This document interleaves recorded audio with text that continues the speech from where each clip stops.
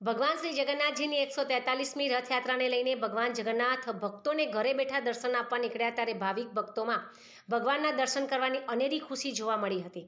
ત્યારે ભગવાન જગન્નાથજીની 143મી રથયાત્રાના રૂટ પર ઠેર ઠેર સેવા કેમ્પો તેમજ વિવિધ સામાજિક અને સ્વૈચ્છિક સંસ્થાઓ સહિત રાજકીય પક્ષો દ્વારા કરવામાં આવ્યા હોય ત્યારે પાટણ શહેરના બગવાડા પાસે આવેલા પેટ્રોલ પંપ પાસે આમ આદમી પાર્ટીના આગેવાનોએ હોદ્દેદારો કાર્યકરો દ્વારા છેલ્લા 5 વર્ષથી સેવા કેમ્પનું આયોજન કરવામાં આવતું હોય છે। ત્યારે ચાલુ સાલે પણ આમ આદમી પાર્ટી દ્વારા પેટ્રોલ પંપ પાસે 1000 લીટર ઠંડી છાશ અને મિનરલ ઠંડા પાણીના આયોજન કરવામાં આવતા મોટી સંખ્યામાં ભાવિક ભક્તોએ ઠંડી છાશ અને ઠંડા પાણીનો લાભ લીધો હતો।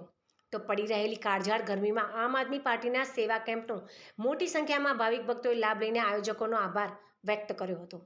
તો આ પ્રસંગે પાટણ શહેર આમ આદમી પાર્ટીના પ્રમુખ ધર્મેશભાઈ પટેલ ભગવાન જગન્નાથજીની 143મી રથયાત્રાને લઈને આમ આદમી પાર્ટીના આગેવાનો હોદ્દેદારો તેમજ કાર્યકરો દ્વારા યોજાયેલા કેમ્પ વિશે માહિતી આપી હતી। આજે ભગવાન જગન્નાથની 143મી રથયાત્રા છે અને આમ આદમી પાર્ટી દ્વારા પાટણના હોદ્દેદારો અને કાર્યકરો દ્વારા પાણી અને છાશનું કેમ્પનું આયોજન કરવામાં આવ્યું અને આજના પવિત્ર તહેવાર નિમિત્તે આમ આદમી પાર્ટી દ્વારા પ્રજાને આહવાન છે કે આવનારું વર્ષ સુખ સમૃદ્ધિ અને શાંતિથી લોકો નું રહે, બસ એ જ આશા સાથે આ કેમ્પનું આયોજન કરવામાં આવ્યું છે। કેટલા લીટર છાશ છે?